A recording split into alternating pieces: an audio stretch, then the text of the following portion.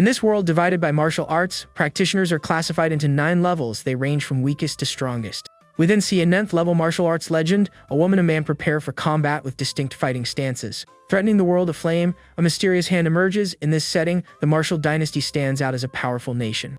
Within an ancient city featuring a large tower, this dynasty thrives. Much of this is due to the presence of the youngest 9th level martial artist in history. This artist is Wu Xin, the martial empress who appears imposing. A powerful aura completely envelopes her. Changing scenes, the protagonist is seen massaging the empress's foot. He seems to be tending to her quite attentively. When Ming reflects on the extraordinary woman while asking if the massage pressure is alright, he remembers that Wu Xin is also his fiancée. The martial empress Wu Xin looks slightly flushed. Her gaze, however, remains determined. Suddenly, an official named Jiarenyi loudly questions the scene. He asks what kind of conduct this is in the imperial court. Jiarenyi then formally accuses the prince consort, Wen Ming. He claims the young man is disrupting the court's order. Other officials immediately support Jiarenyi. They ask Her Majesty to annul the engagement and demote Wen Ming to a commoner. Annoyed by the noise, Wen Ming tells everyone to be quiet. His patience with the accusations seems to have run out. The young man angrily thinks that those old fools always get in the way. They are trying to ruin his dream of having an easy and peaceful life. At this moment, he recalls his past life. Before transmigrating, Wen Ming was just an ordinary office worker on Earth. Scratching his head, Wen Ming remembers how he was deceived by his boss's promises. He ended up overworked in his previous life. His past life ended tragically. Wen Ming ended up dying in front of his computer from overwork. Fortunately, in this new life, he was reborn lucky. Wen Ming became the son of the Empire's great general of the North, a prestigious background. The young man thought he could finally have a life of luxury. However, his father was ordered by the late emperor to protect the northern border. With his father's departure, everything changed drastically. Wen Ming lost his mother's servants and entire fortune, watching his dream of an easy life vanish. Returning to reality in the court, Wen Ming pushes these thoughts away. He then remembers a crucial detail about his current situation. He realizes that not all was lost. His father had left behind an arranged marriage contract with the late emperor. This contract bound him precisely to Wu Xin, the future empress. Wu Xin herself stares at him, seeming surprised by the whole situation. Wen Ming recalls moments trying to please her, like playing checkers. He knows her interests must be his, but her strength still intimidates him. Therefore, winning the empress's heart became his new life goal. Wen Ming smiles with renewed determination. He believes that only by firmly aligning himself with the empress can he relax. Thus, he hopes to avoid the same mistakes from his past life. Interrupting his thoughts, Wu Xin speaks sharply. She says the massage is over and orders Wen Ming to stand up immediately. The empress asks how many times she has told him to behave properly. Wen Ming mutters that he understands and will pay attention next time. Wen Ming mentally grumbles about how difficult teenage girls are. He thinks he only puts up with this because of his dream of an easy life. Jiarenyi intervenes again, accusing Wen Ming. He says the young man casually touched Her Majesty and asks if he should accuse him of disrespect. Wen Ming defends himself, saying he helps his fiancée relax for the nation's sake. He accuses the old men of sowing discord, but Jiarenyi retorts that slander is a crime and demands punishment. The prince consort continues his verbal attack. He accuses the officials of plotting to marry their children to the empress and says slandering him is a grave crime. Finally, Wu Xin's patience runs out. The empress shouts, ordering the argument to stop immediately. Demanding silence, Wu Xin releases her energy. A powerful red aura envelops the young empress. Faced with this display of power, everyone in the court is astonished. Fear and respect are visible on their faces. The empress declares she summoned them for important matters. She is not there to listen to childish squabbles among the officials. Rebuked by Her Majesty, the officials fall silent. The confusion gives way to fear and obedience before the empress. The officials quickly ask the empress to calm her anger. They declare themselves loyal servants, admit their mistakes, and say they dare not argue further. Wen Ming takes the opportunity to comment. He says his fiancée has endured too much of these officials' hypocrisy. An official, Yahello, seems surprised by Wen Ming's audacity. His expression is one of clear astonishment at the comment. Inwardly, Wen Ming makes a promise to himself. He thinks that after the wedding, he will make these old officials bow to him, telling them to wait and see. Wen Ming smiles, perhaps relieved, but Wu Xin calls his attention. She simply says it's his turn without giving further details. The empress reminds Wen Ming they are bound only by a contract. She warns him not to call her wife so casually, and he hastily agrees. Wu Xin takes a deep breath for a moment. She seems to be composing herself before continuing with court matters. The empress then declares they must proceed with the important issues. Wen Ming thinks disdainfully that she's just a 9th-level martial artist and will eventually learn his rules. Noticing Wen Ming's distraction, Wu Xin asks what that noise is. She notes he fell silent and offers another massage, perhaps sarcastically. Wen Ming refuses the offer, saying he wants to focus on state affairs. Wu Xin then recalls they mention urgent matters from the northern border. One of the officials present speaks up. He reports worriedly that recent intelligence indicates a large mobilization of barbarians on the northern border. Wu Xin quickly ponders the situation. She assumes the barbarians want to take advantage of her recent ascension to the throne to invade while the kingdom is unstable. At that moment, Yili intervenes with a confident smile, placing a hand on his chest. He states there is no need for concern. Yili continues, praising the strength of the general of northern defense. He guarantees that the barbarian tribes will not be able to cross the dynasty's border. Wu Xin partly agrees, thinking to herself. She admits that although Wenming is despicable, his father, the general, is indeed extremely brave. Suddenly, a cry of urgent report echoes through the hall. Everyone's attention turns to the entrance of the court. A messenger enters hastily. She runs through the hall towards the Empress's throne. The messenger loudly announces her arrival. She brings an urgent report from the northern border, from 800 miles away. Kneeling before the throne, the messenger presents the scroll. She asks Her Majesty to examine the important document. Yili asks with a smile if Wenming's father has already dealt with the barbarians. He ironically comments that the good news arrived quickly. The official continues, saying this is how one serves the dynasty. Mockingly, Yili makes a face at the others present. Wenming, anxious, asks for the report to be read aloud. He instructs the messenger to detail his father's deeds, and she confirms she will. The messenger begins reading the confidential report. She informs that the barbarians launched a massive invasion and General Wen Tian led the troops out at noon. She proceeds, detailing that by nightfall the two armies clashed. Tension mounts as she continues narrating the events.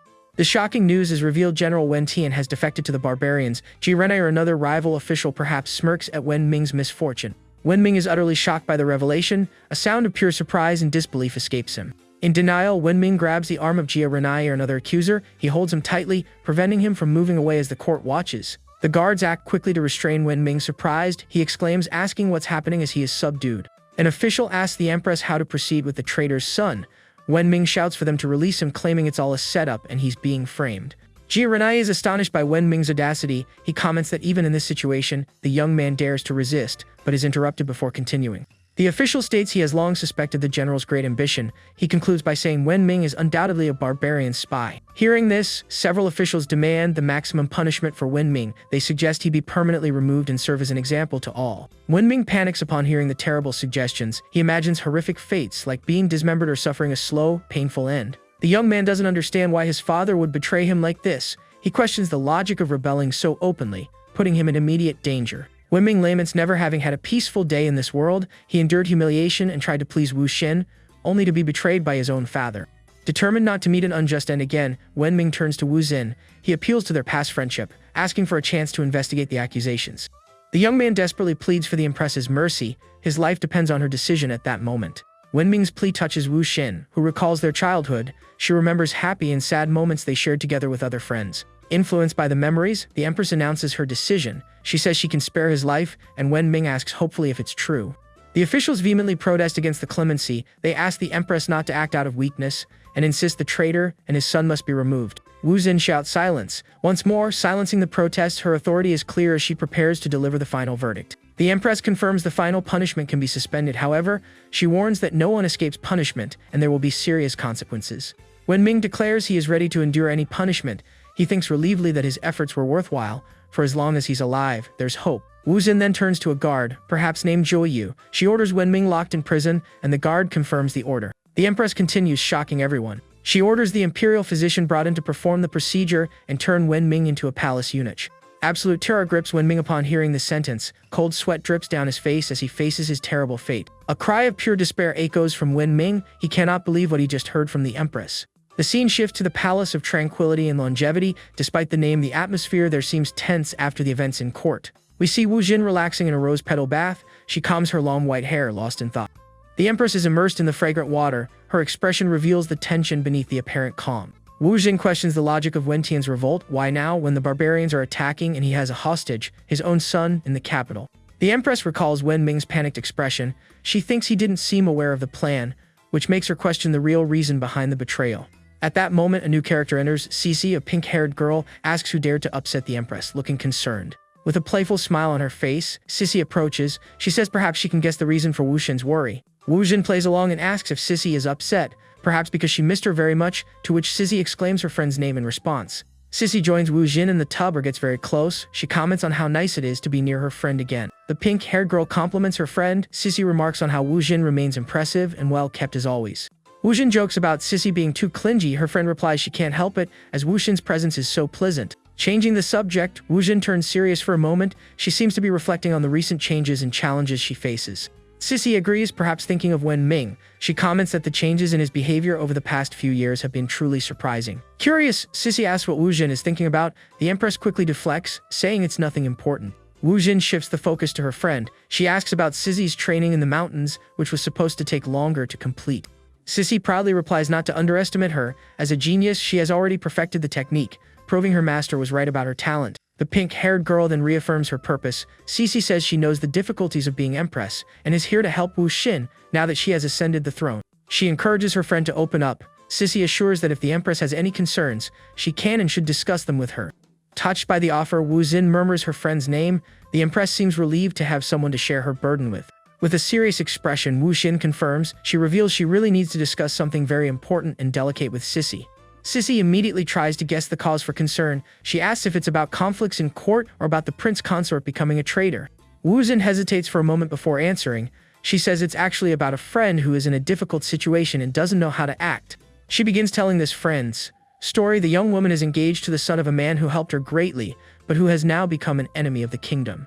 Wu Jin explains that the friend's relationship with her future father-in-law was long-standing. The general had always treated her with great care and respect in the past. Sissy listens attentively as Wu Xin continues. The friend recently discovered that this trusted man betrayed her unexpectedly. The friend's dilemma is whether to proceed with the marriage. She fears that the traitor's son, might also end up betraying her in the future. After hearing everything, Sissy asks for a moment, looking at Wu Xin. The pink-haired girl seems to have understood the real situation. Sissy asks directly who this friend Wu Jin is talking about is. The Empress tries to look confused by the direct question. Her friend says Wu Jin shouldn't worry so much about something simple. Impatiently, the Empress ignores the comment and asks for a practical solution immediately. Sissy then presents her philosophy on the matter. She states that if a man is unfaithful, his own actions will eventually reveal the truth. She suggests a plan to quickly uncover the truth, find someone trustworthy to get close to the fiancé and test his loyalty to the friend. The Empress falls silent, thinking deeply about the suggestion. Sissy's plan is risky but could provide answers. After reflecting, Wu Jin agrees it's a good idea. Sissy, excited, immediately asks what the Empress's final decision was. With a cunning look, Wu Jin reveals her decision. She declares that the trustworthy person to test Wenming will be Sissy herself. Sissy is completely shocked by the answer. She didn't expect to be volunteered for this delicate and potentially dangerous task. We switch scenes to a dark place in the palace. A sign on the door clearly indicates procedure chamber. Inside, a sinister-looking man prepares his instruments. He carefully sharpens a blade on a whetstone. The man turns to Wenming and dryly asks if he's ready. Terrified, the young man replies that he's not ready for this at all. Wenming tries to argue, insisting he was wronged. He explains the Empress's order was just to appease the ministers and wasn't meant to be carried out. The executioner ignores Wenming's pleas. He orders the young man to be quiet and covers his mouth to prevent further protests. The man threatens to silence Wenming permanently if he doesn't stop resisting. Despair overcomes the young man in the face of the cold threat. Trying to calm him sinisterly, the man says there will be no pain. With his mouth covered, Wenming thinks he'll be the first transmigrator to become a eunuch. Just as the procedure was about to begin, footsteps are heard. Both the man and Wenming look towards the door, where Sissy has just arrived. Sissy announces she brings new orders from the Empress. She informs them that the way Wenming's procedure is to be handled has been changed.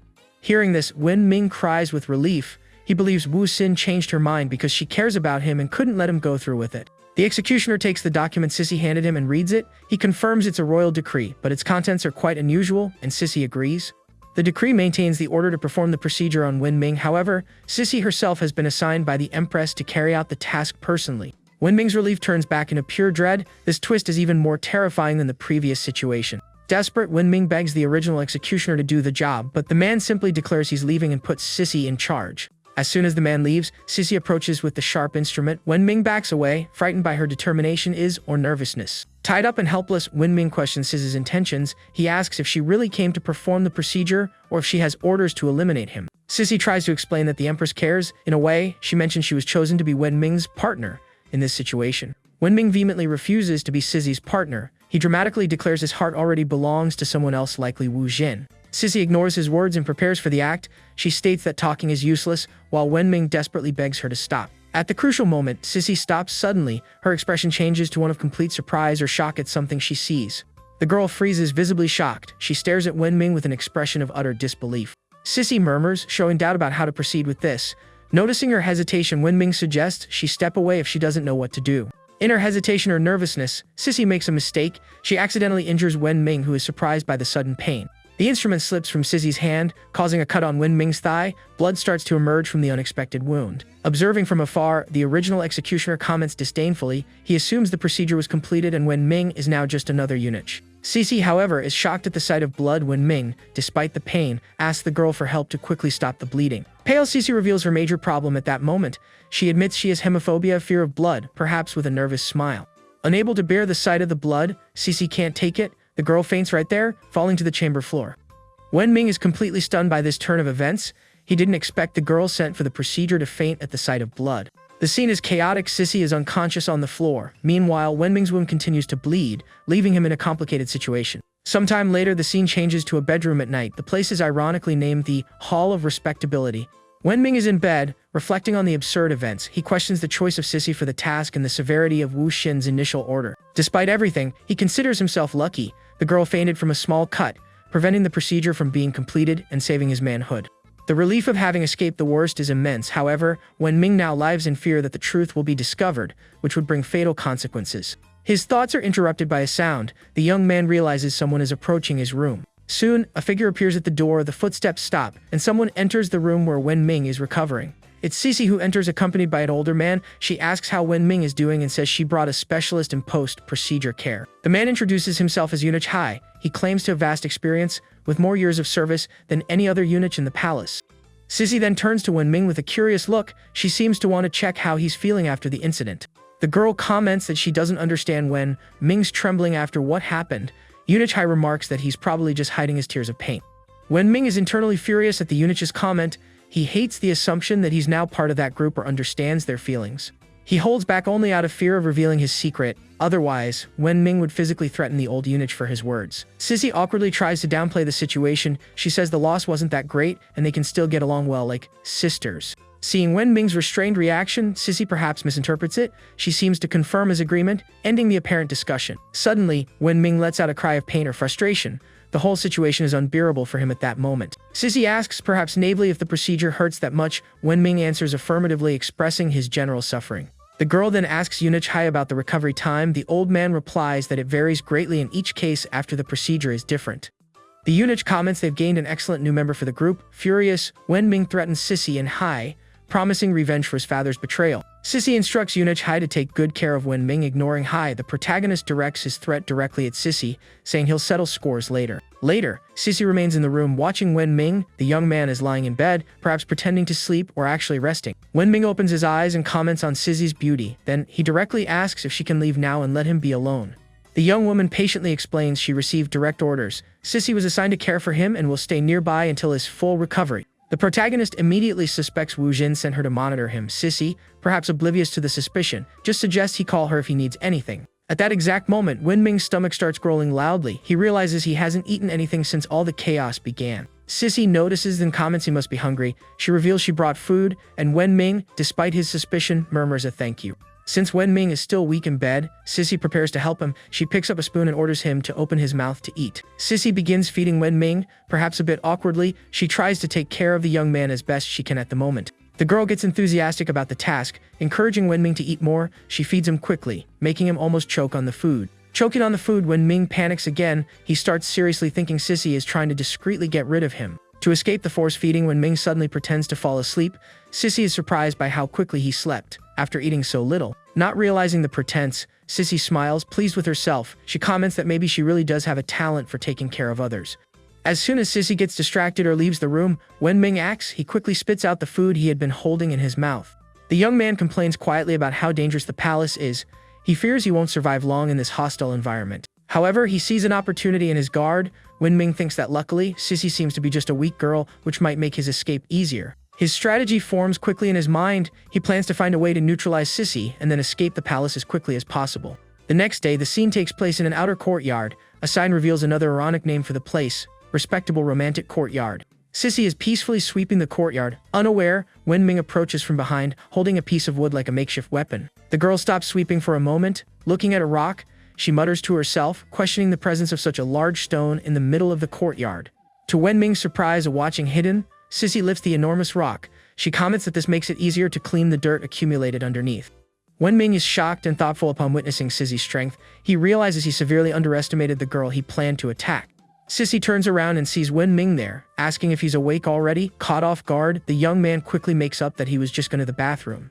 The girl finds it strange that he's carrying a wooden stick to go to the bathroom. Wen Ming replies he needs the support because of the procedure he underwent.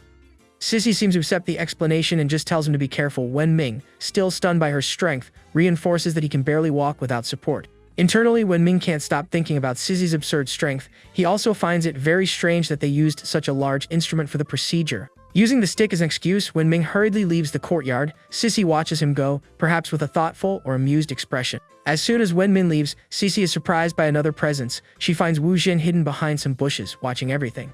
Wu Jin confronts Sissy about what happened in the chamber. Sissy denies having completed the procedure, explaining she just wanted to test Wen Ming's reaction.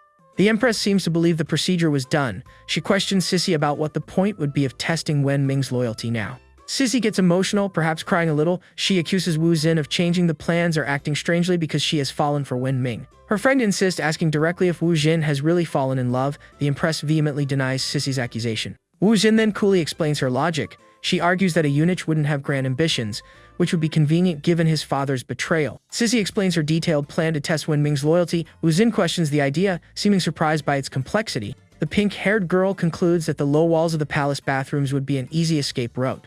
She believes a traitor would use this path. Sissy reveals she has set traps near the bathroom walls. Furthermore, the area has no guard patrols to facilitate capture. Wen Ming is seen easily climbing the walls, confirming Sissy's suspicions. The girl believes escaping through there would be simple.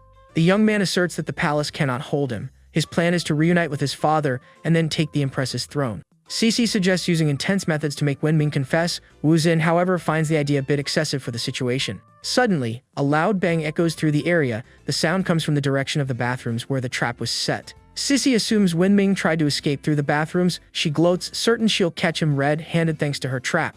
Wu Jin goes to the site of the bang and confronts Wen Ming. She believes he deceived her about his loyalty all along. Unexpectedly, a second loud bang resonates. This one seems to come from another direction, causing confusion. Elsewhere, a master orders his disciples to stay alert. They must investigate any noise, and the disciples readily agree. Looking at the sky, a huge bird flies over the area. It appears to be carrying some kind of object in its talons. The carrier pigeon attempts to make its delivery, however, it is intercepted before reaching its destination, and the message is taken. The intercepted message falls from the sky. The master manages to catch it before it hits the ground. With concentration, the master opens the scroll. He carefully reads the message's content to understand the situation. After reading, the man comprehends the information. Thoughtfully, he murmurs that he now understands where the item he seeks is located. The master reveals the sought-after item is with a young man from the Yuan family. At that moment, a small flame appears in his hand. Returning to the escape scene, Sissy captures someone near the trap. Laughing, she celebrates, saying she finally caught the runaway. Sissy warns the captured person not to think about escaping. Then, she delivers a vigorous blow to immobilize them. Surprise overcomes Sissy as she gets a better look at the captive. She sees a different person, injured and bleeding, fallen near the bathrooms. Hemophobia strikes Sissy again. Frightened by the sight of the wound, she panics because of the amount of red liquid. At that moment, Wen Ming appears and accuses Sissy and Wu Jin, who has also arrived. He calls them depraved, but they try to explain it's a misunderstanding. The young man complains that the forced procedure wasn't enough. Now he's also being publicly humiliated by them in the middle of the night. Wen Ming demands they take a good look at his deplorable situation. Seeing his state, the girls insist it was a misunderstanding. Losing his composure, Wen Ming laughs hysterically. He sarcastically asks them to remember this humiliating moment well. Furious and embarrassed, Wu Jin loses her temper. She takes out her frustration on Sissy with a slap or a hard push. Then Wu Jin forcefully pushes Sissy into Wen Ming. She yells it was a misunderstanding as the young man is unexpectedly hit. The impact throws Wen Ming violently against a nearby wall. He feels the sharp pain of the abrupt collision. Realizing what she did and the general confusion, Wu Jin apologizes hastily. She then orders everyone to leave immediately. Fallen on the ground and injured, Wen Ming lets out a low laugh. Something about Wu Jin's exaggerated reaction seems to have amused the young man despite the pain. Even hurt, a smile appears on Wen Ming's face. He thinks to himself that he managed to deceive Wu Jin about his loyalty. Walking away, Wu Jin regrets losing her composure in front of Wen Ming. She realizes she was careless, while Sissy complains about the pain in her face. Sissy comments that Wen Ming is just an altered servant now. Wu Jin agrees, saying he wouldn't dare spread her embarrassment around the palace. Wu Jin then turns her fury back to Sissy for complicating the test situation. Sissy interrupts her, admitting she might have been wrong in her method. Wu Jin notices Wen Ming's injuries from the impact with the wall. She observes he's bleeding quite a bit and needs medical attention. The Empress orders Sissy to tend to Wen Ming's wounds. This time without any more tricks, Sissy promises to obey Her Majesty's orders. With that said, Wu Jin announces she is leaving. She reiterates for Sissy to take care of the young man, and her friend agrees again, perhaps reluctantly. As she leaves, Wu Xin thinks to herself, somewhat relieved. Despite the confusion, the test indicated that Wen might not actually be a traitor.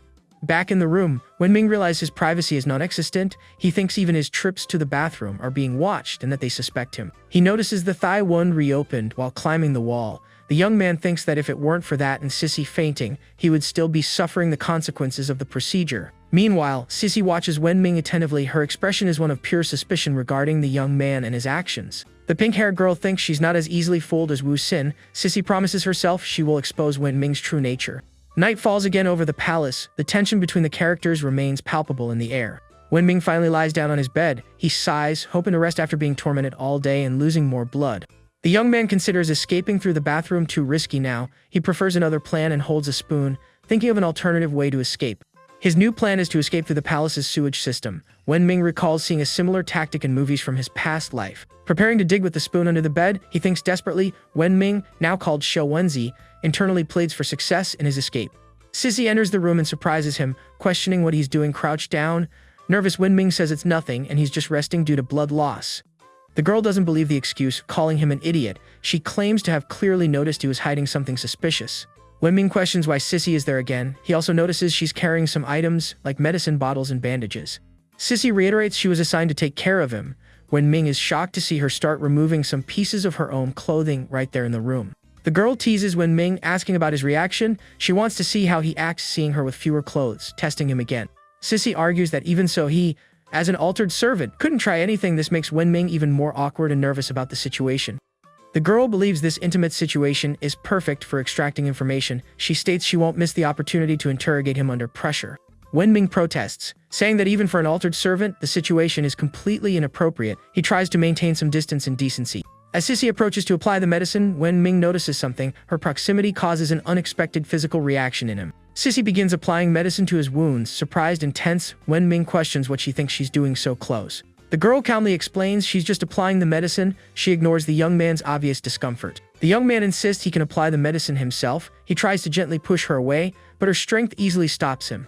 Sissy scolds him for complaining, reminding him she's following the Empress's orders. Wen Ming appeals to decency between men and women, even in his condition. Wen Ming thinks Sissy is crazy and incredibly strong. He's surprised by her appearance, while she calls him an altered servant, and the situation becomes dangerous. The young man realizes, relieved and tense at the same time, a crucial detail. Sissy seems not to have noticed that the initial procedure wasn't completed. Sissy tells Wen Ming to stop squirming while she applies the medicine. Terrified, he thinks she's too strong and his secret is hanging by a thread. Noticing his extreme tension, Sissy asks directly. She wants to know what Wen Ming is hiding from her so nervously. Cornered by the question and her proximity, Wen Ming makes a drastic decision. He thinks that to keep his secret, he has no other choice. Wen Ming acts quickly, using a dirty trick learned who knows where. Sissy screams in surprise or pain as he attacks her to escape the situation. In the process, Wen Ming's wound bleeds again, and Sissy comments on it. The noise attracts EUNUCH Hai, who questions what happened there. Later, Wen Ming is frustrated in his bed. He complains that Sissy not only ruined his plans, but now also takes up space in his room to watch him. With her constant surveillance, he realizes the risk of being discovered has increased. Wen Ming concludes he needs to hurry his escape plan through the sewer. While Wen Ming sleeps or pretends to, still holding the spoon, Sissy approaches. Her hand touches the young man's face, perhaps checking for fever. Sissy, apparently sleepwalking or talking in her sleep, pulls Wen Ming close, lying beside him. She murmurs that he must confess his feelings. Wen Ming is indignant, thinking she interrogates him even in her sleep. He also notes the girl's unconventional and clingy sleeping posture. Murmuring in her dreams, Sissy says she's going to catch him. Scared, Wen Ming reacts quietly, questioning what she means by that. Sleeping, Sissy shifts and ends up touching Wen Ming in a sensitive spot. She murmurs that she discovered his weakness there. The young man enters total panic, feeling the unexpected touch in that region. Wen Ming is shocked and terrified by her involuntary action during sleep. Completely desperate about the awkward and dangerous situation, Wen Ming pleads internally he'd prefer anything over going through this. To his momentary relief, Sissy just shifts a bit more and continues sleeping. Wen Ming thinks that if she woke up at that moment, his secret would be lost. The young man reflects on his incredible luck in escaping so many situations. Wen Ming starts wondering if he really has 9 lives. However, the calm is short-lived as Sissy moves again. She ends up carelessly pulling away the sheets covering Wen Ming. In her sleep, she wraps her arms or legs around him like an octopus. Sissy holds him firmly, preventing him from moving away from her on the bed. Starting to wake up due to the movement, Sissy feels something strange and asks what Wen Ming is hiding. Scared, he doesn't know what to answer. Sissy insists on the question, still half asleep. She wants to know what he's hiding from her under the sheets. She mentions the strange sensation she felt down there. Sissy asks directly about the different object that bothered her. Despair completely takes over Wenming. He thinks this time there's no escape and his head will surely roll. Sissy's curiosity increases as she wakes up more. She tries to look at what's causing the strange sensation under the sheets. In the process of moving, Sissy finds the spoon Wenming was still holding. She asks why he sleeps with it, and he quickly invents that he was hungry. Sissy isn't entirely convinced, finding the excuse flimsy, annoyed or confused. She throws the spoon far across the room.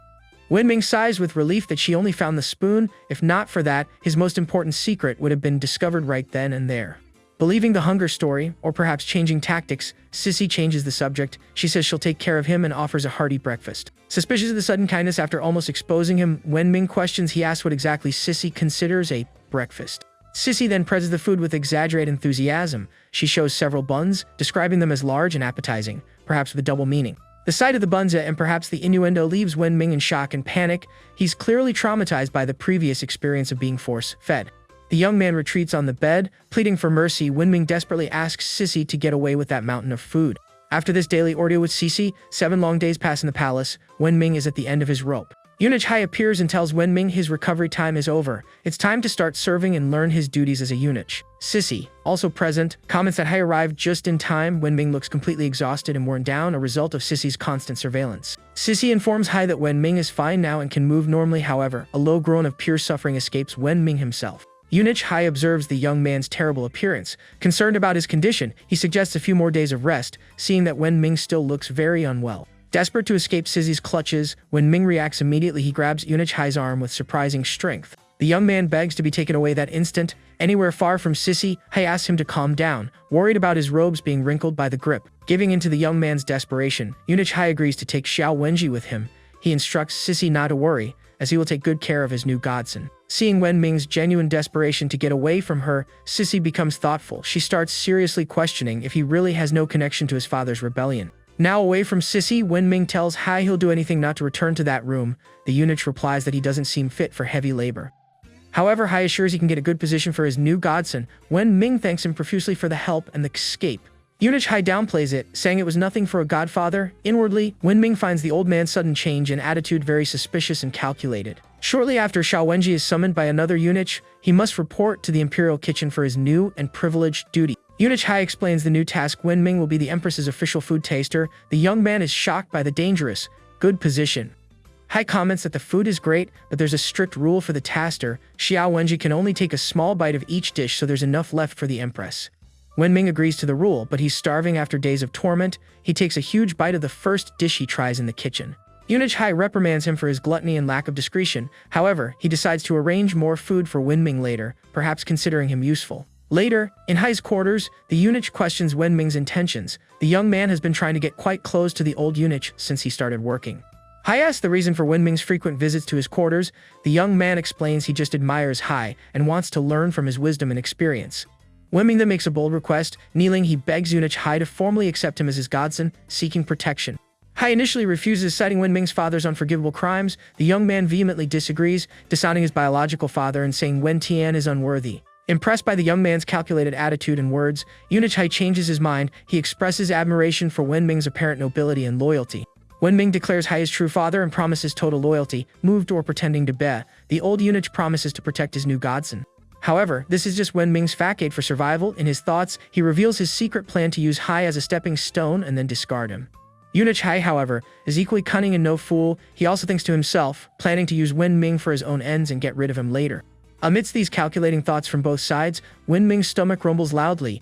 The young man's hunger breaks the silent tension between them. Wenming complains that the small taster's portion was enough to satisfy his hunger. He suggests preparing more food, but EUNUCH Hai stops him first. Hai comments that palace food really doesn't sustain a growing young man. In his mind, however, he thinks Wenming is a reincarnated glutton for eating so much. Wenming asks if he can take the rest of the day off, claiming it's his first day. Hai replies that as his godson, he has certain privileges. The eunuch sees this as a perfect chance to verify something crucial about Wenming. He tells the young man to change clothes and accompany him, and Wenming agrees, curious. The scene changes to a bustling, brightly lit street at night. It's the famous Flower Street, known for its entertainment houses and pleasures. Wenming is shocked to realize where EUNUCH Hai has taken him, an elegant tea house, but clearly a pleasure establishment. Beautiful women invite him inside. The young man complains about the absurd situation for 2 altered servants to be there. Hai tells him to relax, as nobody will know, and hurries him into the establishment. The madam of the house greets them warmly with a professional smile. She assures them the girls there will certainly please the distinguished guests. EUNUCH Hai encourages Wenming to enjoy the night, saying he'll cover all expenses. Nervous and suspicious, the young man hesitantly agrees. Discreetly, Hai asks the madam to bring the best and most beautiful courtesan for Wenming. He instructs the woman to observe everything and report back later. Hai's plan is to test a rumor about a regeneration technique from the Marquis of the North. He wants to see if Wenming reacts to the courtesan, confirming whether he actually underwent the procedure. Inside a luxurious private room, an attendant invites Wenmin to wait. She calls him young master, awaiting the arrival of the special courtesan. Alone for a moment, Wenming becomes even more suspicious of Hai's plan. Being brought to such a place by an altered servant can only mean a trap. Outside, unknown to Wenming or Hai, Sissy is also present. She follows the two and discreetly approaches the room's door. Sissy remains extremely suspicious of the young man. She mutters that he's surely plotting something and his previous escape was very suspicious. The madam enters the room and announces the arrival of the special courtesan for Wenming. She explains the lady is so exclusive that few nobles have seen her. Wenming reflects that Hai, an influential and cunning eunuch, brought him here on purpose. He is absolutely certain it's a trap to test his condition. To deflect and buy time, Wenming rejects the idea of the courtesan. He claims he'd prefer more food right now, which makes the madam laugh, finding him peculiar. The madam guarantees he'll change his mind as soon as he lays eyes on the lady's beauty. This only increases Wenming's suspicion about the imminent test. The feeling of being watched by Hai and perhaps Sissy is strong. Wenming feels he needs to exercise extreme caution not to fall into the trap. Finally, the door opens gently. The arrival of the famous Lady Ryuan is announced elegantly by the madam. A stunning and exotic woman enters the room. Wenming is dumbfounded, completely surprised by the courtesan's unexpected and foreign beauty. He can barely look away, thinking how impressive she is. Ryuan has an appearance that stands out from all the women he's seen before. Lady Ryuan quickly sizes up Wenming with an experienced eye. Mentally, she considers him knave and simple-minded, perhaps an easy target for her charms. Wenming notices a slight tone of disdain or analysis in her voice as she greets him. Confused, he asks if a comment was directed at him. The young man is perplexed to notice a subtle detail in the environment. Ryuan seems to have discreetly scattered petals or some fragrant powder on the room floor. Trying to be courteous despite his suspicion, Wenming offers a welcome. He formally greets the newly arrived Lady Ryuan, trying to appear calm. The courtesan is blonde, dressed elegantly in fine fabrics. Her figure is notably curvy and attractive, exuding an air of mystery. Ryuan apologizes for the slight delay with a soft, melodious voice. She formally introduces herself as the courtesan assigned to entertain him that night. Wenming hastily replies it's no problem. Visibly embarrassed and nervous, he seems completely charmed by the woman's beauty and presence. Inwardly, Wenming curses the despicable eunuch Hai. He wonders if Hai really thinks he can tempt him with a foreigner, questioning his own resistance. Ryuan moves closer to Wenming, invading his personal space. With a delicate and calculated gesture, she places her hand on his warm face. The courtesan comments that he's flushed and sweating a bit. She innocently asks if it's because of the room's heat or her presence. So close, Wenming is even more stunned by her beauty. He thinks Ryuan is even more impressive and mesmerizing up close. The young man feels extremely uncomfortable with the excessive closeness. He asks, somewhat awkwardly and stuttering, for her to move back a little. Ryuan finds his shy and nervous reaction amusing. She laughs lightly, commenting on how interesting and different he seems to be. To ease the tension or continue the test more subtly, Ryuan offers fruit. She suggests he eat some grapes to cool down. Outside, Sissy and the madam watch hidden through a crack. The madam comments that no one can hide secrets from Ryuan, while Sissy notes Wenming's apparent inexperience. Suddenly, the two spies are startled by a presence behind them. Eunuch Hai appears silently, also interested in observing. Sissy is astonished by Hai's stealthy appearance. She expresses surprise at seeing him spying too, revealing that he is also suspicious. Back in the room, Ryuan elegantly picks a grape from the bunch. She holds it delicately between her fingers, ready for the next step of her plan. With a seductive smile on her lips, Ryuan leans towards Wenming. She softly asks him to open his mouth to receive the fruit. Wenming hesitates for a moment, saying he can get the grape himself. However, his expression and gaze clearly show he wants her to feed him. Ryuan feigns surprise at his hesitation. Tilting her head, she asks if the young master really wants her to feed him directly. The courtesan says feeding him directly would be too intimate for a first meeting. As part of her seduction strategy, she places the grape in her own cleavage, inviting him to retrieve it. The young man is utterly frustrated, torn between suspicion and temptation. Wenming thinks it's almost impossible to resist Ryuan's charm and provocations. Seeing his internal conflict, Ryuan smiles inwardly, satisfied. She thinks Wenming is easy to read and her plan to test him is working perfectly. The seductive mood is abruptly interrupted by loud noise from the hallway. An attendant tries to warn an impatient new customer that Ryuan is busy. An arrogant man completely ignores the staff member's warning. Annoyed, he tells the madam to get out of his way, showing impatience and total disrespect. The newcomer enters the hallway, introducing himself as the son of Prime Minister Jia. He arrogantly declares that no one in this establishment will dare stop him. Wenming and Ryuan are shocked to hear the voice and see who just arrived. The protagonist recognizes Jia Renai's son and calls him a bastard in his thoughts. Wenming instantly panics, imagining Jia bragging about catching him in this compromising location. He fears the terrible consequences if discovered there. Realizing he absolutely cannot be seen, Wenming decides to risk everything to hide. Meanwhile, Ryuan, noticing his panic, asks what happened. Jia's son loudly announces the reason for his noisy visit. He came precisely to celebrate the supposed procedure that incapacitated Wenming. Therefore, he insists on being served immediately by the best in the house. Jia demands Lady Ryuan's exclusive company for his celebration. To guarantee service, Jia throws more money at the madam. He boasts, saying that amount is nothing for his status and wealth. Hidden at his observation point, EUNUCH Hai also watches Jia's son arrive. His expression is one of pure irritation at the interruption. Hai complains mentally about the rich, spoiled brat. The unexpected arrival of Jia's son completely ruined his carefully laid plan to test Wenming. Ignoring the tension in the air, Jia's son excitedly declares to Ryuan he can hardly wait to see personally how remarkable the famous courtesan truly is. Jia notices something strange and questions Ryuan about the previous guest who vanished. She quickly lies, saying he fled upon hearing Jia's name, fearing competition. Satisfied with the ego-boosting answer, Jia considers the guest's supposed escape. He thinks it was a smart move to fear his imposing arrival. Hidden in an unlikely spot under Ryuan's voluminous dresses, Wenming praises her quick thinking. He thinks she did a great job deflecting Jia. Ryuan also thinks to herself, trying to maintain calm and professionalism. She reminds herself that Wenming is supposedly an altered servant and her own secret plan cannot fail. Jia's son, now calmer, praises Ryuan's stunning beauty. He says today is his lucky day to be able to see her, and she thanks him, calling him young master Jia. Inwardly, Ryuan feels deep revulsion for Jia's arrogant son. She thinks dealing with the supposed servant was one thing, but she won't let this vulgar playboy take advantage of her. Knowing she can't offend Jia directly due to his status, Ryuan assesses the situation. She decides to buy time and gain control by offering him a drink to cool off. However, Jia ignores the drink and forced politeness. He abruptly grabs Ryuan's hands, preventing her from moving away and showing his intentions.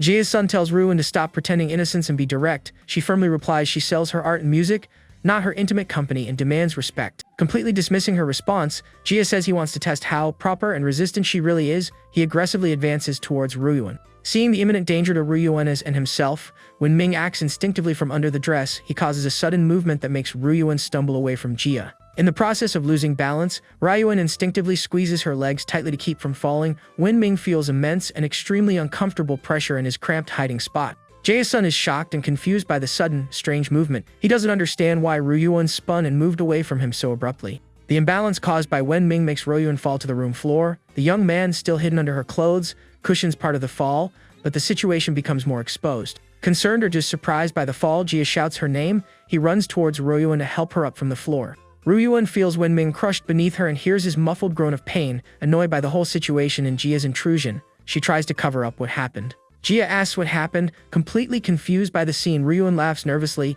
quickly inventing that she just got startled by his strong and sudden approach. Even in the chaotic fall, Wenming notices something about Ryuan. The way she partially controlled the movement seems to indicate suspicious and advanced martial skills.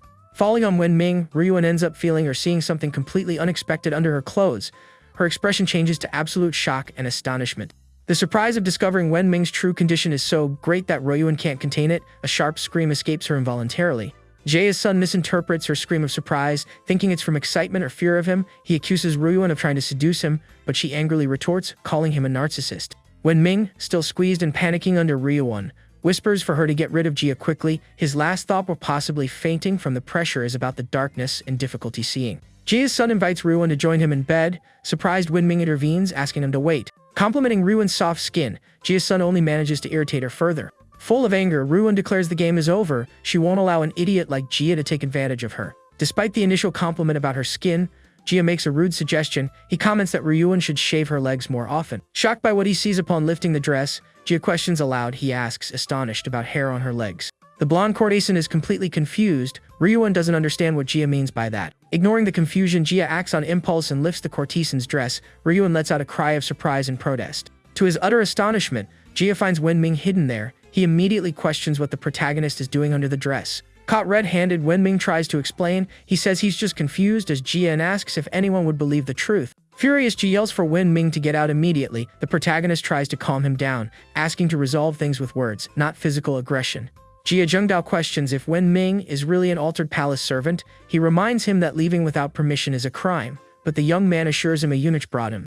The minister's son comments he didn't see any eunuch nearby. He doubts an older servant would frequent that kind of place. Hidden nearby, EUNUCH grumbles about the confusion. He realizes he'll need to test Wenming later and decides to discreetly withdraw for now. Wenming appeals to their old friendship, saying there's no need for so much pressure. Jia Zhengdao, however, replies that using friendship now is too late.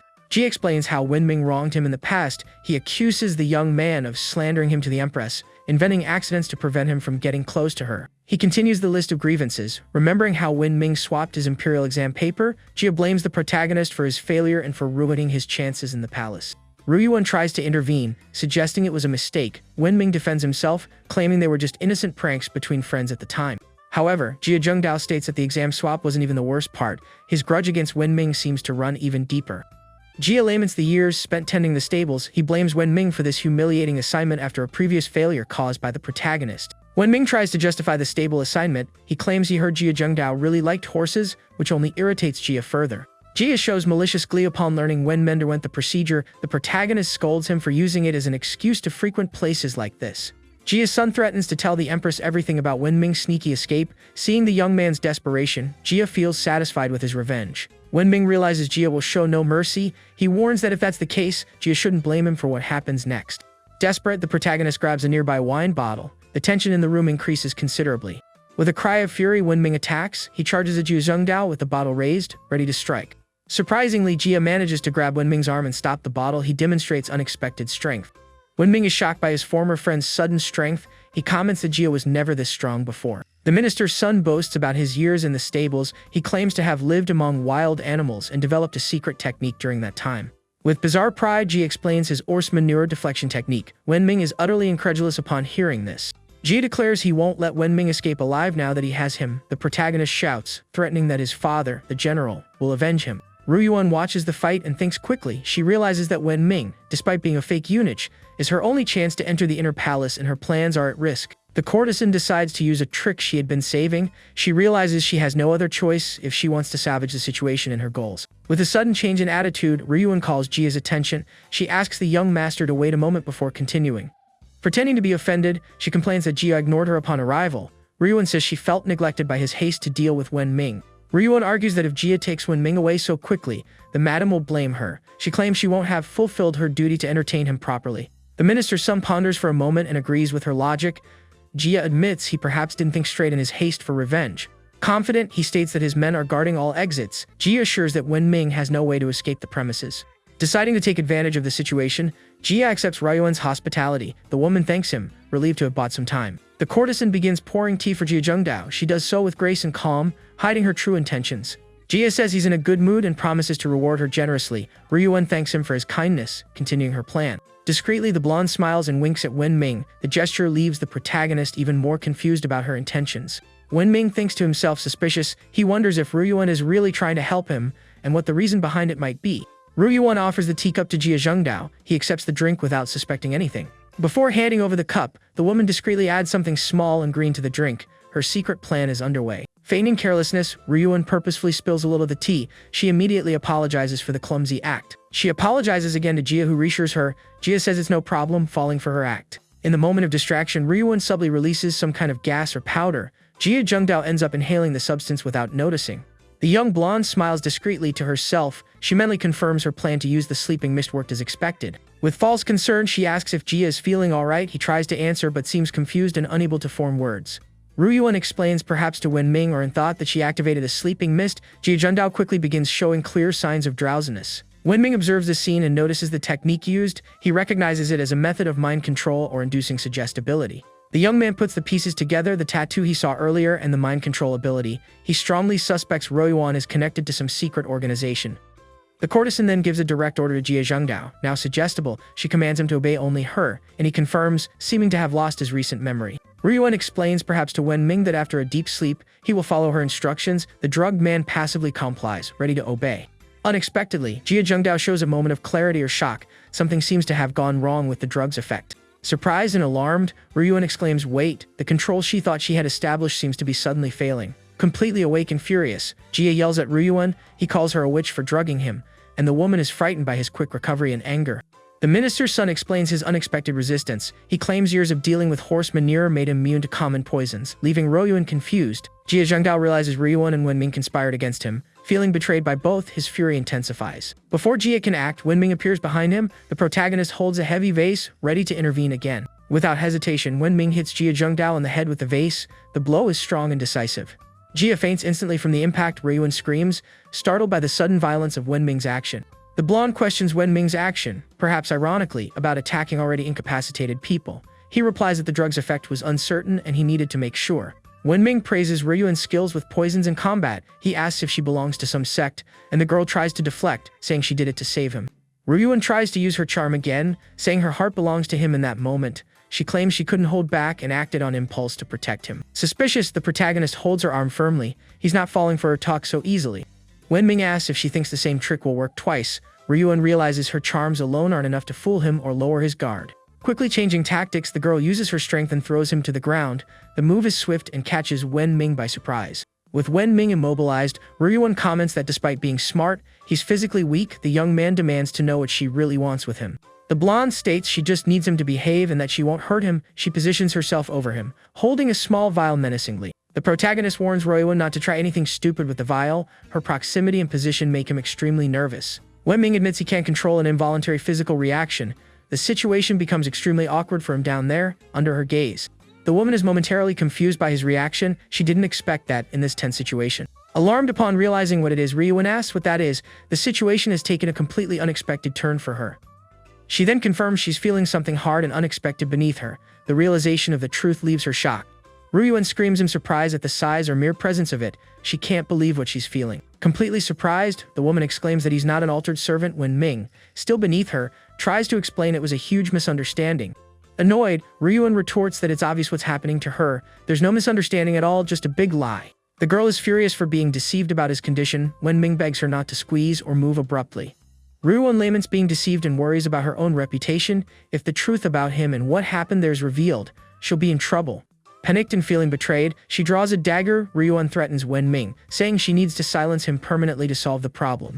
Wenming is shocked by the sudden death threat. He tries to argue, saying she's being too serious about the situation. Ignoring his pleas, the woman attacks with the dagger. The blow sends Wenming flying, perhaps narrowly missing a vital spot. Fallen and scared, he laments his terrible luck. Wenming questions how a simple visit for a test ended up becoming a life or death situation. The blonde advances again, determined to silence him. Wenming desperately tries to evade her attacks in the confined space of the room. The protagonist is hit by a blow or object during the fight. He lets out a muffled sound of pain, showing he's been injured. With the dagger in hand, Ryuan accuses him of being a shameless pervert. She declares her intention to finish him off right there. In a final desperate plea, Wenming begs her not to finish him. He argues he needs to survive to complete an important mission. The mention of a mission makes Ryuan pause for an instant. Curiosity or the possibility of an alliance stops her momentarily. Wenming denies any connection of hers to the Celestial Lotus sect, calling her disguise skills terrible. He tells the girl to put away the dagger and stop pretending. Realizing he knows the truth, the blonde admits she got carried away. In the process of sheathing the dagger, she accidentally drops it near or on Jia Zhengdao, still down. Ryuan panics because her cover as a sect member has been blown. She fears the severe consequences if the authorities find out. Wenming confronts her, reminding her that belonging to the Celestial Lotus sect is a capital crime. He insists she stop pretending and admit her true motives. The young man points to the tattoo mark, perhaps visible now, proving she's from the sect. Ryuan can no longer deny her affiliation. She tries to justify herself, saying the sect must have a good reason for sending her to the capital. Her explanation is vague and defensive. Suddenly, an announcement is heard outside. Guards order people to make way for someone important who is arriving. Cece, accompanied by Wu Jin, complains about the noise. She comments about them interrupting their investigation in a place like this, while the Empress asks for discretion. Wu Jin quietly questions why Wenming would come to an establishment like this. Her suspicion about him seems to have returned. Cece excitedly declares they caught Wenming red-handed this time. She's certain he was doing something suspicious there. Brothel guards confront Cece at the door, asking who she is. They call her crazy for trying to barge into a reserved room. Ignoring the guards, Cece bursts into the room. She orders Wenming to come out immediately and explain himself. Upon entering, Cece encounters the chaotic scene of Wenming on the floor, Ryuan on top of him, Avor nearby, and Jia Zhengdao unconscious. Seeing Wu Jin right behind Cece, Wenming acts quickly. He feigns relief, saying the Empress arrived just in time. He bows formally, greeting Your Majesty. Wu Jin quietly scolds him, telling him not to shout her title in this inappropriate place. The Empress observes Wenming, who looks shaken or tearful, and Ryuan, who stares at them. The scene is extremely suspicious. Ryuan assesses Wu Jin, mentally commenting that the Empire is different than expected. She notes the Empress's surprising youth. The blonde senses the powerful aura emanating from Wu Jin. She recognizes the Empress's strength is immense, perhaps superior to her own masters. Meanwhile, Sissy accuses Wenming of suspicious activities. He defends himself, claiming innocence and saying he was forcibly brought there to eat.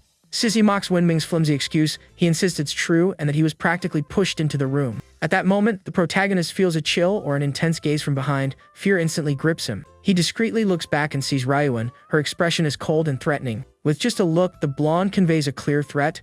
If Wenming doesn't behave and cover for her, she'll take him down with her. Fear and worry are evident on Wenming's face. He realizes he needs to quickly invent a convincing story. Desperate, he explains Ryuan was on top of him because she's a masseuse. Wenming claims she was looking for acupuncture points, and the blonde confirms the lie. Intrigued or testing the story, Woojin asks for a massage too. She claims her arms ache from reviewing documents, while Sissy advises caution. Ryuan agrees to obey, but her hesitation is almost palpable. She's clearly uncomfortable with the situation. In a low voice, the blonde begs Wenming for help, complaining about the lie he invented. He dryly replies that she was the one who confirmed the story. Furious at the lack of support, Ryuan threatens Wenming in a low voice. She says if he's uncooperative, he shouldn't blame her for exposing everything and dragging him down too. To divert attention and maintain the charade, Ryuan invents another lie. She tells Woojin and Sissy she fell on Wenming upon discovering a secret about him, piquing their curiosity. The blonde pauses dramatically, about to reveal the fake secret. The tension mounts as Woojin and Sissy await the revelation. Before Ryuan can speak, Wenming lightly pushes her and intervenes. He declares the secret is that he is also an excellent masseur. He elaborates on the lie, saying Ryuan learned his techniques and challenged him. Woojin seems to understand and accept the fabricated competition. Wenming whispers to Ryuan that it's not the time for fighting. He reminds her they need to keep up the pretense, as Woojin and Sissy are already suspicious. Sissy interrupts, accusing the two of exchanging complicit glances. She's sure they're hiding something important. Pointing to Jia Zhengdao on the floor, Sissy questions the presence of the unconscious man. She demands to know what really happened there. Wenming takes the opportunity to play the victim. He tells a distorted version of events, saying Jia tricked him, humiliated him, and nearly tortured him out of revenge. Woojin comments on Jia Zhengdao's cruelty, seeming to believe the story. Sissy, however, remains skeptical and criticizes the Empress for believing so easily. Sissy declares she needs to wake up Jia Zhengdao. She claims he will surely expose all of Wenming's lies. Without waiting for permission, Sissy approaches and slaps Jia's face. She tries to wake him up abruptly. Jia awakens, confused and completely disoriented. He murmurs, asking where he is and what happened. Wenming panics again. He thinks there's no way to hide the truth now and that all is lost. Recognizing Wenming, Jia Zhengdao calls him little brat. His memory seems to be slowly returning. Sissy orders Jia to immediately reveal all of Jia Wenzi's dirty tricks. She's eager to finally expose the protagonist. To everyone's surprise, Jia starts laughing. He mocks the fact that Wenming became an altered servant, saying it served him right as punishment. Sissy is shocked and incredulous at the response. She didn't expect Jia to confirm Wenming's condition and even mock it. She asks if that's all Jia has to say. If there's nothing more, confused, Jia asks if Wenming isn't her enemy too, and if the procedure isn't cause for celebration. Ryuan discreetly explains to Wenming that her charm causes partial memory loss. Victims don't remember recent events and can't expose them, and the young man mentally praises her. Jia Zhengdao continues to mock Wenming for becoming an altered servant. His grudge is still evident, even with his confused memory. With a malicious smile, Jia declares he will now become the imperial consort. He believes he can easily replace Wenming now that he's incapacitated. Woojin hears Jia's declaration with suppressed anger. She questions his confidence, and he replies that his father, the prime minister, has already arranged everything for him.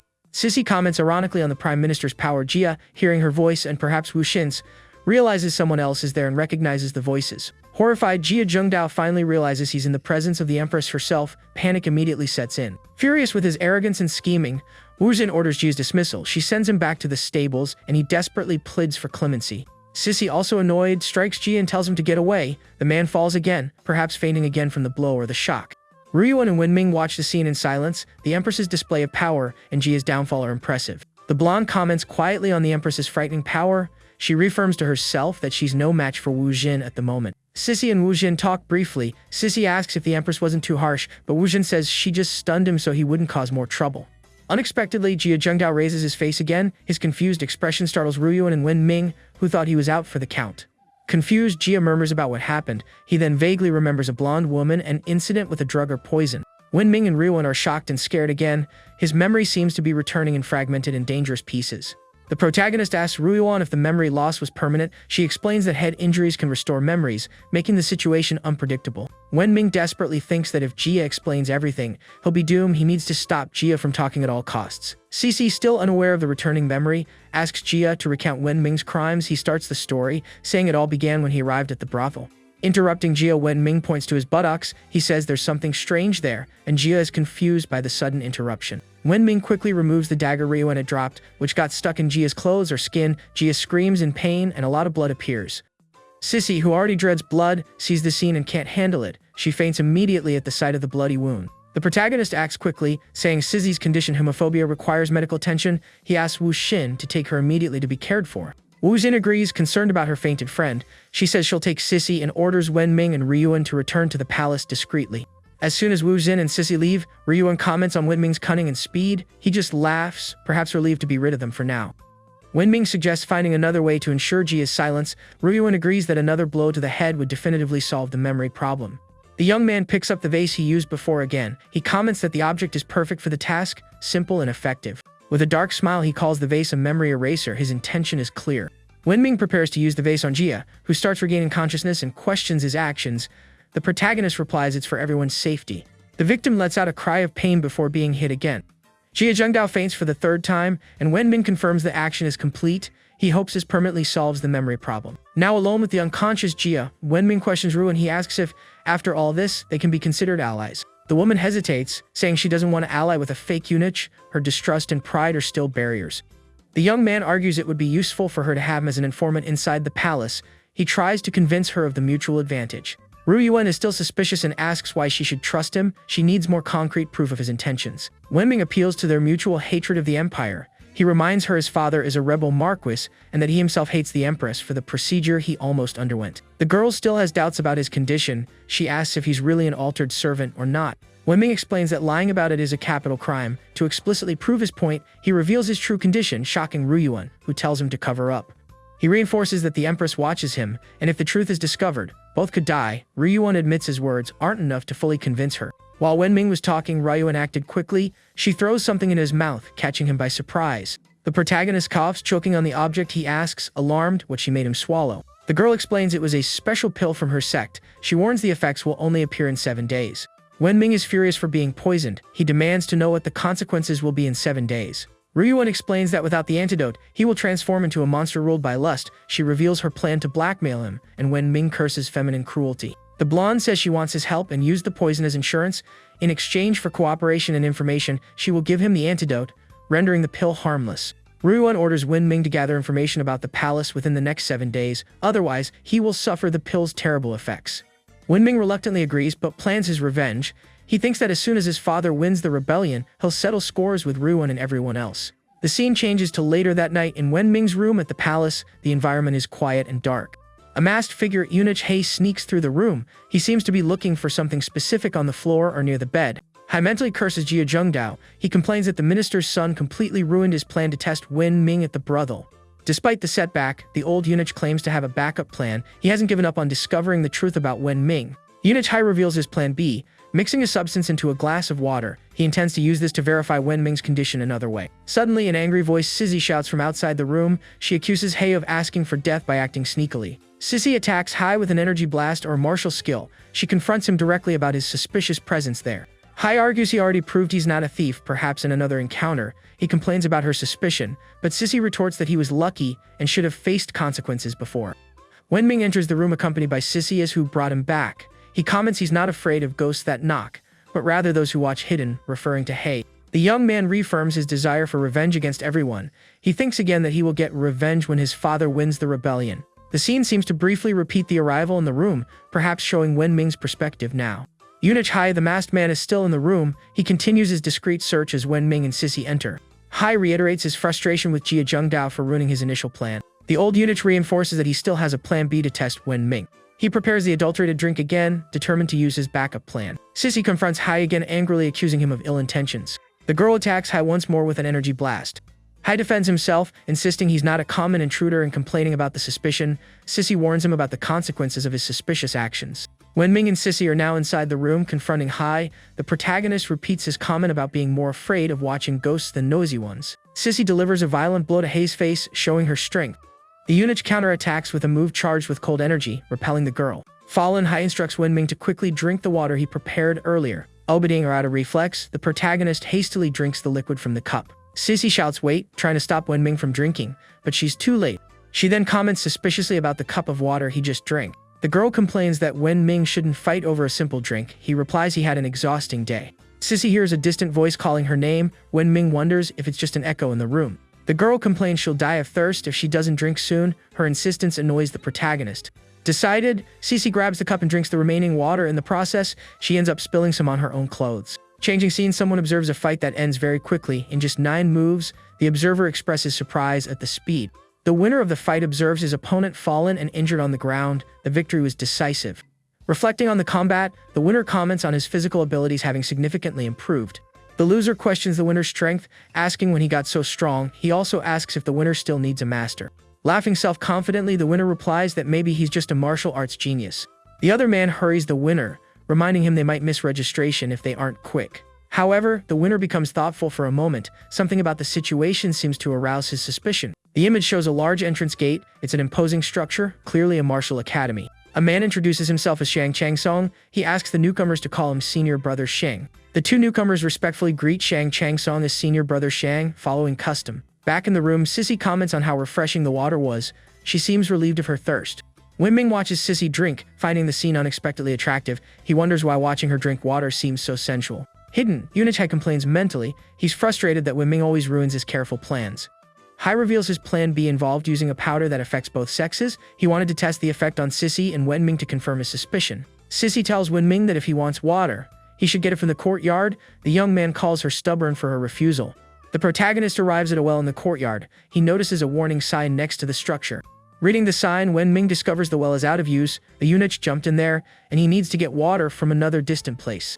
The young man despairs at the news. He complains about having to go all the way to the distant Ye garden in the middle of the night just to fetch water. At the academy, Shang Changsong and the 2 novices meet instructor Hu. Shang invites the young men to follow for the test and learn about warriors. Shang Changsong introduces instructor Hu. He mentions Hu as a direct disciple of Master Yang and will teach the novices.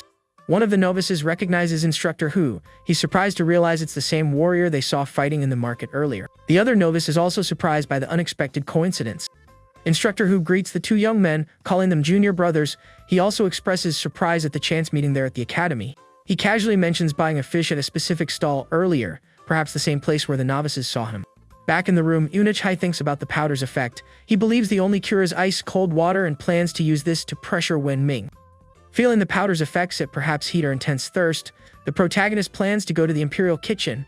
He believes getting ice water from there will solve the problem. Sissy, also feeling the effects, asks if Wenming is thirsty. He confirms he is, noticing she seems affected too. The woman complains of feeling excessive and unusual heat and thirst. Hai's powder is clearly affecting her too. Returning to the academy, Shang Changsong informs the novices they will train with a senior and spend the night in the martial hall. The novices respectfully greet the assigned senior. They call him Senior Brother, showing reverence. The Senior Brother instructs the novices to follow him. He explains he will test their bone structure to assess their potential. One of the boys asks curiously what bone structure means in this context. The Senior Brother reassures the novices, telling them not to be nervous. The test only serves to determine the best martial path for each of them. In the room, Sissy suggests finding a way to relieve the heat and thirst. Wenming, suspicious, asks what she's trying to imply or do. The girl gets very close to Wenming's face. He uncomfortably asks her to keep an appropriate distance. Ignoring the request, Sissy suddenly kisses Wenming. He is completely surprised and shocked by her unexpected action. The young man complains indignantly that she stole his first kiss. Sissy, perhaps confused by the drug, says she hasn't even kissed her boyfriend yet. At the academy, the junior brothers ask the senior brother for an explanation. They want to better understand the cultivation paths of martial arts. The senior brother explains that the foundation of martial arts has 4 stages. They are skin, flesh, bone, and blood, progressing in strength and endurance. He describes the skin stage as the first level of defense. The skin hardens like leather, becoming difficult to pierce and improving resilience. To demonstrate the flesh stage, he lifts a grown man with one hand. This shows the enhanced physical strength at this level. Explaining the bone stage, he mentions a bone barrier. This technique releases concentrated force to perform impressive feats like the previous one. Finally, he describes the blood stage as an overall enhancement. It strengthens the entire body, making the practitioner faster and more powerful. The man explains that continuous refinement is crucial for progress. However, he warns there's a natural limit for ordinary people without external aid. The scene shows a martial techniques book and a vial of medicinal pills. These are the aids needed to overcome limits. They discuss the need for these 2 elements to advance. Techniques, methods, and medicine are essential for martial cultivation. The senior brother clarifies that methods are the martial techniques. He cites the Yang Martial Hall's fist techniques as a concrete example. One boy reflects on the meaning of cultivation linked to techniques. The other asks about the importance of the mentioned medicine. Back in the room, Cece, still under the powder's effect, moves closer to Wenming. She murmurs that the kiss wasn't enough to relieve the heat. The pink-haired girl seems increasingly affected and aroused. Wenming scolds her for indecent behavior, but she insists she needs more, and he tells her to stop.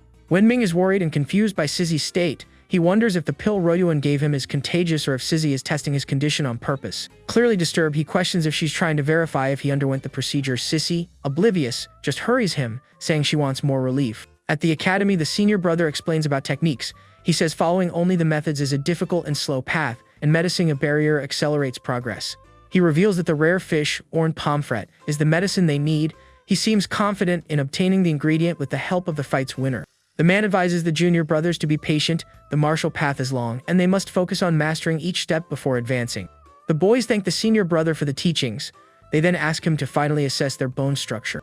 Meanwhile, EUNUCH, still hidden, instructs Sissy mentally or through a signal. He tells the girl to help him uncover Wenming's secret, and she prevents the young man from fleeing the room. Wenming and Sissy end up near the well in the courtyard. She says the place might relieve the heat, while he begs her not to try taking off his clothes. Furious, the protagonist realizes Sissy is really testing him under Hai's influence. He asserts that a little forced seduction won't make him waver. However, he mentally admits her strength is great, embracing her to restrain her ire, or as an excuse, he throws himself along with her into the cold well. In another scene, Yahello complains about being demoted. He blames his visits to brothels and, worse, being caught by the Empress during the incident with Wenming. Jia Zhengdao asks his father to explain the situation to the Empress. He insists it's all Wenming's fault, who made him lose face. The Prime Minister harshly scolds his son. He calls him useless for being outsmarted by a supposed altered servant like Wenming. Yahello states he will settle accounts with Wenming personally. His son praises him for his determination to seek revenge. Despite the promise of revenge, the Prime Minister grounds Jia Zhengdao. He orders 3 months of confinement for causing so much trouble, and the son obeys. Jia Zhengdao withdraws, frustrated and humiliated by his father's punishment. The Prime Minister asks a subordinate about the wound on Zhengdao's leg. The man replies he was stabbed by Wenming during the commotion at the brothel. The subordinate shows the dagger Jia Zhengdao kept as proof. He hands it to the Prime Minister for inspection. Yahello examines the dagger carefully. His expression changes upon recognizing a specific symbol or style in the weapon. With surprise and interest, he ascertains the dagger belongs to the Celestial Lotus sect, unexpected and potentially useful proof. A narration describes the 14th year of Chuan. Great floods devastated the north, harvests were lost, and suffering spread throughout the region. Legend tells of a sage riding a white donkey. Coming from the west, he conjured grain for the victims and guided the souls of the dead. The local government, however, saw the sage as a threat. They sent soldiers to arrest both the sage and the people he was helping. To the soldiers' surprise, the sage was a formidable fighter. Riding his donkey, he repelled the troops and rescued many in need. Thus arose the Celestial Lotus sect, with the sage as its leader. It brought hope to the living and a spiritual path for the dead during the crisis. Back in the present, Yahello reveals the martial guard discovered the sect's origin. He immediately labels it a rebellious and treacherous organization. The Prime Minister connects the sect dagger found with Jia Zhengdao to Wenming. He uses this as confirmation of the Wen family's connection to the rebellion. Yahello orders his sedan chair prepared for the palace. His subordinate interrupts him, warning that just a dagger isn't sufficient proof. The minister ignores the warning and offers 100 silver taels for information on Wenming. The subordinate questions the low amount for such information. The man complains that 100 taels is almost half his salary. Yahello justifies the low offer, considering the subordinate's modest position. Desperate for money, the subordinate confesses to having 10 coins hidden in his shoes. He asks his wife for secrecy, while Yahello tells him to stop undressing there. Yahello scolds him for not being more greedy or clever. He cites the case of another minister who received a large reward for a stolen dog, but the subordinate says it's just money. The Prime Minister announces his plan. In 3 days, he will report the conspiracy to the emperor, hoping to regain his post and perhaps even arrange for an imperial consort. The subordinate praises him. With a cold gaze, Yahello mentally threatens Wenming. He swears this time he will end the young man's life, whether through official or secret means. The scene returns to the well where Wenming and Sissy fell. Getting out of the water, the protagonist considers himself clever for having deceived Sissy about his motives. He believes she won't try to test him anymore after the incident. However, upon looking at Sissy, he notices something is wrong. His expression changes to concern. He observes the girl fainted or unconscious at the edge of the well. The fall or the cold water has seriously affected her. Wenming worries about the possibility of Sissy dying there. He fears Wu Xin, little Xingxin, will blame him for her friend's death. Remembering the struggle in the water, he shouts in frustration. Saving himself and the unconscious girl was a difficult task. Wenming uses the well rope to pull Sissy, still unconscious, out of the water. Exhausted after the effort, he carefully lays the girl down near the well's edge. The protagonist complains of his exhaustion. He regrets dragging Sissy into the well in the first place. He checks her vital signs to see if she's alive. To his surprise, she's still breathing, despite being unconscious. However, he notes she has no detectable pulse, or it's very weak and isn't waking up. The situation is still serious. Faced with this, Wenming decides to take drastic action. He states that under these circumstances, he won't be blamed for trying to save her. The protagonist prepares to start first aid. He positions himself over the unconscious girl. He murmurs to himself that he has first aid knowledge from his past life. He intends to apply that knowledge now. As he prepares, he can't help but notice Sissy's assets. He mentally comments they are better than Wu Xin's. An inner voice, his conscience or loyalty to Wu Xin, scolds him. It reminds him of his devotion to little Xingxin and questions his intentions. After an attempt of perhaps chest compressions, he notices Sissy expelled water but remains unconscious. He decides to proceed with another method, artificial respiration. As he prepares for mouth-to-mouth, Sissy begins showing signs of waking. Her eyes flutter slightly. Wenming hesitates, wondering if he's doing the right thing. Sissy, semi-conscious, questions why he seems so eager while saving her. The protagonist announces he will perform artificial respiration. Sissy, still groggy, asks why he cares, since he should hate her for everything she did. Realizing the proximity of his face, Sissy opens her eyes completely. The shock wakes her up fully. Finally understanding the situation, Sissy asks what he's trying to do. She reacts instinctively with a slap to his face. Wenming tries to explain, saying he thought she was dying. Sissy replies irritably that nobody saves others with kisses. Caught off guard by the reaction and perhaps embarrassed, he blushes. He just says he's glad she didn't die there in the well. Sissy watches him, thoughtful and confused. She wonders if he really cares about her, even after everything that happened between them. Shocked, she starts thinking Wenming likes her. Sissy worries about how to tell Wu Xin, his sister, about this unexpected situation. Wenming, wanting to end the awkward moment, says it's late. He suggests they both go back to rest. He hurries her, asking why she's still sitting there near the well. Sissy reacts and slaps his hand away. In a serious tone, she pleads with Wenming not to do anything that would cause trouble or embarrassment for the Empress. The scene changes to Eunuch Hei's quarters. A sign indicates Office of Internal Affairs, Eunuch Hei's residence. Inside, the eunuch is sitting at his desk. He seems to be carefully analyzing some kind of document or note. He reads the note's content: a detailed plan to poison the imperial banquet occurring in 3 days, aiming to cause chaos. Hai expresses disbelief about the plan's feasibility. He argues the Empress's banquet security is extremely strict. A mysterious voice reassures him, stating the plan was well crafted. Surprised, the eunuch asks who's there. The eunuch recognizes the figure emerging from the shadows. It's Huang Tianli, a character apparently linked to the poisoning plot.